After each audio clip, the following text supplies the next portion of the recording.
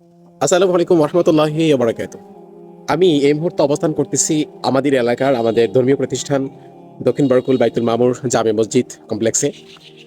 এই মসজিদকে ঘিরে আমার শৈশবকালের এবং আমার শিশুকালের কিছু কথা শেয়ার করব।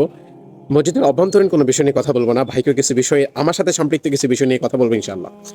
সো আমি সময়ক্ষণে আমি কথাগুলো তুলে ধরছি।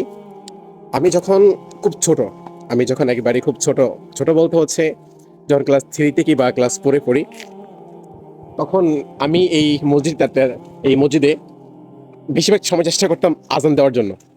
তো তখন আমি মাদ্রাসায় পড়ি নাই, আমি মাদ্রাসায় পড়ার আগে, মাদ্রাসাতে ভর্তি হওয়ার পূর্বে আমি ছোটবেলা থেকে আজান দেওয়াতে খুব পছন্দ করতাম। তো এই মসজিদে কিছু মুসল্লি ছিল, আমার একটা স্মরণ আছে এবং স্থানীয় দু একজন কাহিনীটা জানে। তো ওনারা প্রায় সময় আমাকে কথাটা বলে যে আরে, যে কাউসারকে একসময় আজান দিত, আজান দিতে আসলে কতজনে কত কথা তাকে বলতো। তো একদিন কি স্কুল থেকে আসছি, আইসা স্কুলের ব্যাগ বাসায় রেখে আমি মসজিদ চলে আসি আজান দিব বলে, আসরের আজান। তো সেখানে একজন উপস্থিত ছিল, আসার পর নিয়ে বলতেছে কেন আসছিস? তাই বলছে আমি আজান দিব। মানে বলতেছে না তুই আজান দিতে পারবি না, তুই ছোট মানুষ, তুই আজান দিতে পারবি না, তোর আজান হয় না। তো এমন কিছু কথাবার্তা বলে উনি আমাকে মসজিদ থেকে বের করে দিছে। মানে চলে যেতে পারেনি, উনি আমাকে বের করে দিছে। এটা অনেকে জানে, যে একজন এটা দেখছে, তো তারা আবার এটা নিয়ে তাৎক্ষণিক কথা বলছে যে আপনি ওকে এবার বের করে দিলেন কেন। তো তারপর আমি ওখান থেকে কানাকাটি করে চলে যাই। চলে যাওয়ার পরে যাই হোক, এটা অনেক বড় স্টোরি, লং স্টোরি, এটা পুরোটা শেয়ার না করি।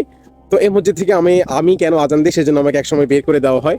অথচ সময় পরিবর্তনে এখন আজান দিলে কেউ কিছু বলে না। এখন হয়তো অনেকে যারা থাকে, অন্যান্য আজান দেওয়া থাকলেও অনেকে বলে আমি আজান দেওয়ার জন্য।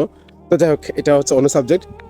একটা স্টোরি শেয়ার করি। সে প্রথম স্টোরিটা হচ্ছে, আমি এই যে এই যে জায়গাটা এই জায়গাটা হচ্ছে আমার লাইফের একটা অন্যতম, মানে আমার লাইফের একটা অন্যতম স্থান হচ্ছে এই এই জায়গাটা।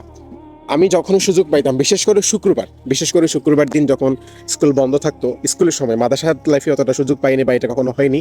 তবে মাদ্রাসা লাইফে ওইটা করেছি আমি, যখন সকালবেলা নাস্তা ছুটি দিত আমাদেরকে, আমি এই মসজিদে গিয়ে ওয়াজ করতাম।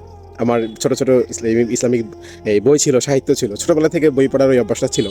তো মাদ্রাসাতে যখন ছিলাম তখন ওই নাস্তার সময় দিলে, অথবা রাতের বেলা যখন মসজিদে ওভারটাইম পড়তে যেতাম, তখন ওই ছোট্ট বই দিয়ে পড়ার পরে, পড়া শেষ করে বইতেই দেখে দেখে ওয়াজ করতাম।